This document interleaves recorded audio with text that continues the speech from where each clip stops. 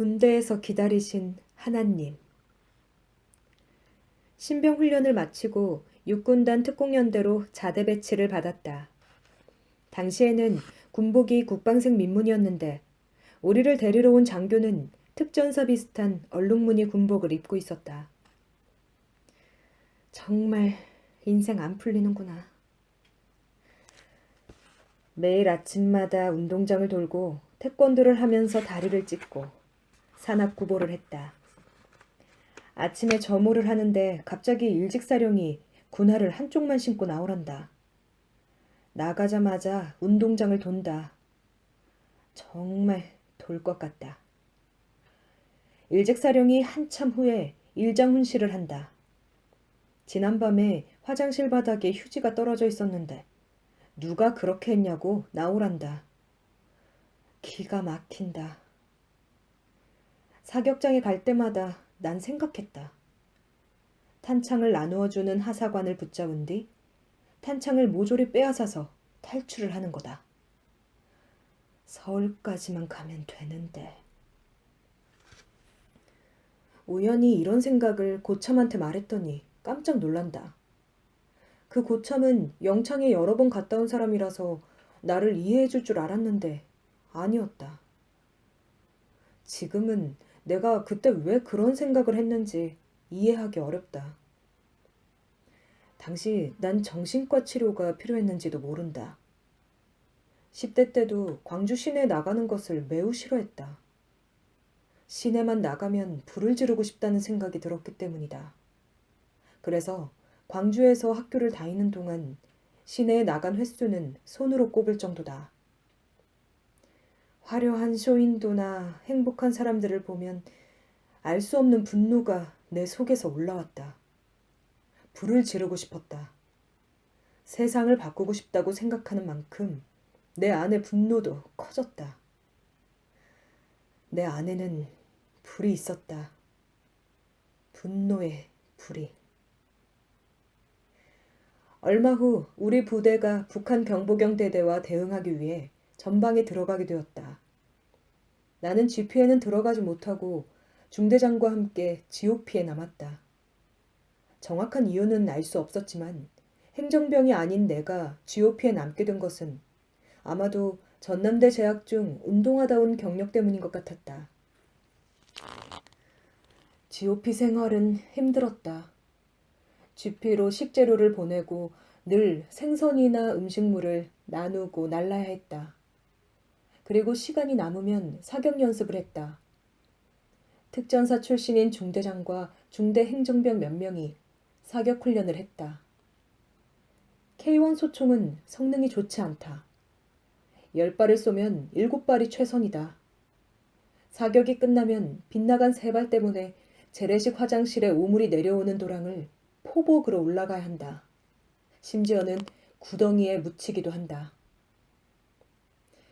한 가지 좋았던 것은 대대 군종병 형과 함께 주일 예배를 드릴 수 있다는 것이었다. 비록 천장에서 비가 새지만 전방에도 작은 예배당이 있었다. 대한민국은 좋은 나라다. 위대한 신앙의 선배들의 열심이 조국 산천 곳곳에 있다. 군종병 형은 늘 해피 소고기 라면을 끓여준다. 한 봉지에 라면 2개가 들어가는 것을 반합에 끓인 후 나뭇가지를 끊어다가 젓가락 삼아 같이 먹는다. 그때까지 먹어본 라면 중에 가장 맛있었다. 군종병 형은 박기업 하사다. 기라, 너 군종병 하면 항상 이 라면 먹을 수 있어. 난 당장 대답했다. 군종병 할게요. 그렇게 난 대대 군종병이 되었다. 박기업 형의 제대가 다가왔던 것이다. 군대에 갈 때 나는 하나님께 3가지를 약속했다. 군대 가서도 주일 예배는 꼭 드리겠다는 것과 얼마를 받든 11조를 꼭 하겠다는 것. 나머지 1가지는 기억이 나질 않는다. 그래서 난 군대에서도 주일에는 꼭 교회에 갔다. 사실 군대에서 주일에 교회 가는 것은 쉬운 일이 아니다. 주일 아침은 보통 중대 고참들과 함께 축구를 한다. 군대에서 하는 축구는 축구가 아니다. 중대간 전쟁이요. 축구 좋아하는 고참들 비위 맞추는 시간이다. 축구를 하다가 헛발질이라도 하면 어김없이 고참이 소리를 지른다. 야, 머리 박아. 그럼 뛰던 그 자리에서 곧장 기합을 받아야 한다. 어느 주일 아침에도 축구를 하고 있는데 예배당 종소리가 들렸다. 난 축구하다 말고 운동장 한가운데 가서 큰 소리로 말했다. 김판수 병장님, 저 교회 가야 됩니다. 상병 고참들의 눈이 날카로워진다. 누가 네 맘대로 교회 가래? 아차, 교회도 내 마음대로 못 가는구나. 난 그래도 지지 않았다. 저 교회 가야 됩니다.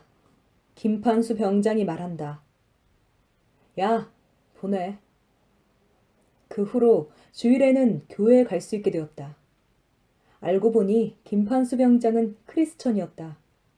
그가 나를 불러 조용히 말했다. 내가 보니 너 군대 생활 잘할 것 같은데 군종병 하면 군대 생활 고달프다. 아무개 봐라. 군종병 하니 얼마나 고참들한테 당하고 후배들이 무시하냐. 그렇게 되지 않으려면 교회는 제대하고 다녀라. 난 교회에 다니면서 군대 생활도 잘할 수 있다고 대답했다.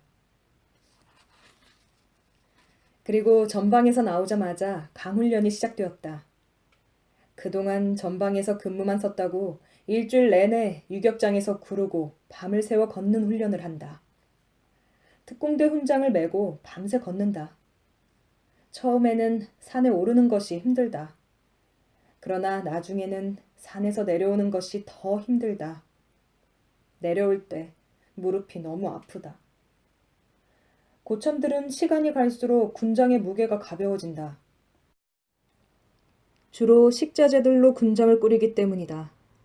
반면 졸병들은 주로 야전사 판초이 같은 것으로 군장을 꾸리기 때문에 같은 40kg이어도 훨씬 힘들다. 밤새 걸어서 산 정상의 터널을 지나야 한다. 올라가면서 입에서 저절로 욕이 나온다. 난 기도가 아니라 푸념을 한다. 하나님, 세상에서 편하게 살던 사람들이 군대 와서 고생하면서 사람 된다는 이야기를 들어본 적이 있습니다.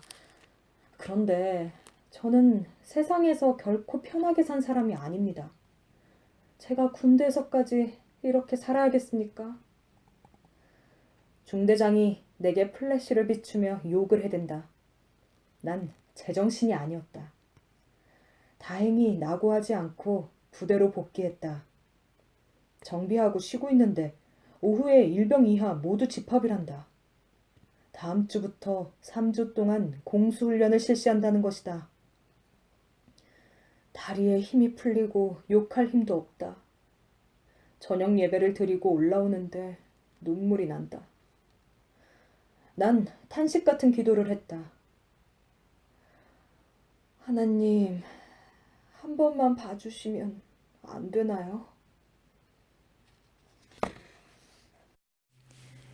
내가 너에게 누구냐? 공수훈련을 마치고 돌아오니 연대 군종사병으로 발령이 났다. 1989년 12월이었다. 연대 군종병으로 있던 형이 혀에 돌기가 나서 수도 통합병원으로 후송되었다. 후임을 뽑아야 하는데 다른 대대 군종병들은 모두 전역이 한 달 남짓이었다. 결국 일병이던 내가 연대 군종사병이 되었다. 정말 훈련되어 있지 않고 자격 없는, 무엇보다 예수님을 인격적으로 만나지도 못한 내가. 연대의 모든 대대가 한 곳에 있었던 특공연대 특성상 대대 군종병은 중대 생활을 하면서 모든 훈련을 받아야 했다. 그러나 연대 군종사병은 훈련을 받지 않고 교회 일만 하면 된다. 중대 생활을 하지 않으니 일이 쉬워 보였는데 막상 해보니 아니었다. 목사님의 비서 업무, 연대 군종사병으로서의 행정 업무, 교회 사찰, 주일학교 부감 등 여러 일들이 부과되었다. 그 중에서도 가장 힘든 일은 새벽 기도였다. 일단 몸이 피곤했다. 겨울에 군종사병은 계피와 생강을 넣어서 차를 끓여 초소마다 돌려야 한다. 차를 돌리고 나면 자정이 넘는다. 내무반에 들어가서 잠깐 자고 일어나서 불침번을 서고 바로 새벽 예배를 드리러 교회로 간다. 추운 겨울이면 교회에 먼저 가서 난로에 불을 붙이고 새벽 예배 준비를 한 다음 목사님이 오시기를 기다려야 했다. 몸도 피곤했지만 더 힘든 것은 가끔 목사님이 전방에 가셨을 때 내가 새벽 예배를 인도하는 일이었다. 집사님들의 눈치에 못 이겨 설교하러 단상에 올라가지만 정말 고역이었다. 나는 예수님이 누구신지 정확히 몰랐다. 유년주일학교와 중고등부를 다녔지만 난 예수님은 가난하고 소외된 사람들을 위해서 이 땅에 오셨다가 바리새인들과 정치투쟁에서 패배하여 십자가에 죽은 착한 사람으로 알고 있었다. 군대 오기 전에 남미의 해방신학에 관한 책을 조금 읽었던 것이 예수님에 대해 알고 있는 전부였다. 그런데 설교를 해야 한다니 참 난감했다. 심지어 목사님은 설교할 수 있는 군종병을 뽑아야 한다는 말을 자주 하셨다. 예수님을 몇십 년 믿어도 성경 한 번 안 읽은 사람이 있다는 것은 바로 내 이야기였다. 그렇다고 남의 설교를 베끼는 것도 아닌 것 같았다. 나는 먼저 예수님이 누구신지 알아야만 했다. 성경을 펴서 마태복음을 읽는데 족보가 나온다. 아브라함이 이삭을 낳고 이삭은 야곱을 낳고 야곱은 유다와 그의 형제들을 낳고 유다는 다말에게서 베레스와 세라를 낳고 베레스는 헤스론을 낳고 헤스론은 람을 낳고. 나는 답답했지만 꾹 참고 읽었다. 새벽마다 부딪히는 난감함을 해결하자면 이 방법밖에 없었다. 마태복음을 계속 읽어가는데 16장에서 예수님이 제자들에게 자신에 대해서 세상 사람들이 누구라고 하느냐고 물으신다. 그리고 제자들에게 너희는 나를 누구라 하느냐 하고 물으신다. 베드로는 주는 그리스도시요 살아계신 하나님의 아들입니다 하고 예수님이 기뻐하시는 답을 말한다. 이 장면을 읽다가 나에게도 동일한 질문이 마음에 들어왔다. 예수님이 나에게 직접 물으시는 것 같았다. 기라, 내가 너에게 누구냐? 내가 이 질문에 대답할 차례였다. 예수님은 나에게 누구신가에 대한 나만의 대답이 필요했다. 고민하면서 계속 성경을 읽었다. 특히 오병이어 기적 장면이 나오면서 예수님이 사람들의 권유를 물리치시는 장면이 흥미로웠다. 세상 사람들이 억지로 임금 삼고자 했으나 예수님은 거절하시고 떡을 먹고자 오는 사람들에게 생명의 떡을 먹어야 한다고 말씀하시면서 사람들을 모두 보내버리셨다. 만약 예수님이 내 생각처럼 민중의 지도자였다면 제자들과 따르는 사람들이 떠나도록 해서는 안 된다. 분명 예수님은 현실 정치와 거리가 있으셨다. 문득 나는 예수님 본인이 자신을 누구라고 말씀하시는 것이 가장 정확하다는 생각이 예수께서 이르시되 내가 곧 길이요 진리요 생명이니 나로 말미암지 않고는 아버지께로 올 자가 없느니라. 요한복음 14장 6절 말씀. 그는 민중의 지도자가 아니고 세상을 구원하러 오신 하나님이셨다. 본인이 하늘에서 왔으며 우리는 그를 믿어야만 산다고 말씀하셨다. 나는 예수님이 이 땅에 오신 것은 확실히 믿었기 때문에 예수님이 자신에 대해서 직접 말씀하신 것을 믿기로 했다. 확실히 예수님은 내가 알던 예수님이 아니셨다. 십자가에서 피로 값주고 나를 샀다는 것은 정말 깊은 생각을 하게 했다. 예수님이 나를 피로 값주고 샀다면 난 팔린 것이었다. 그렇다면 나의 인생은 내 것이 아니라 예수님의 것이고 난 그의 종이 되는 것이다. 생각이 여기까지 진행되자 더 절실해졌다. 그렇다면 어떻게 살아야 할 것인가?